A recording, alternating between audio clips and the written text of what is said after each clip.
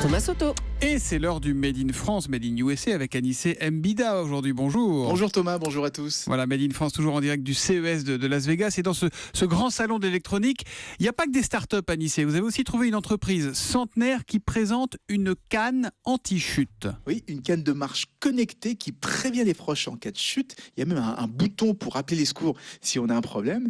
Et l'entreprise centenaire qui la présente, c'est pas n'importe laquelle. C'est Fayet, créé en 1909, l'un des tout derniers fabricants de cannes en France. C'est à lui, par exemple, qu'on doit la canne de Dr House dans la série. Ah oui. Eh bien, toutes ces cannes viennent d'Auvergne, du petit village d'Orléans. C'est entre Thiers et Clermont-Ferrand, département. Bon, clairement, c'est le Puy-de-Dôme. Bien sûr, 63. 63, c'est ça. Oui. Voilà.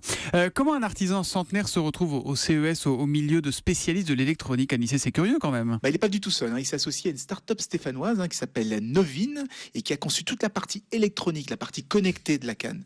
Donc on a d'un côté Fayet qui a le savoir-faire en matière de sculpture, d'ergonomie de la canne, et de l'autre Novin qui lui maîtrise les capteurs de mouvement et les systèmes communicants. Et c'est l'association de ces deux savoir-faire qui permet de créer cette canne avec un système d'alerte. Et c'est courant, Anissé, ce type d'association entre start-up d'un côté et entreprise traditionnelle de l'autre? C'est assez nouveau, mais ça commence vraiment à se développer.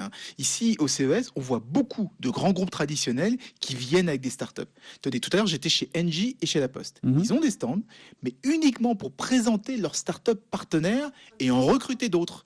On appelle ça l'innovation ouverte, Open Innovation.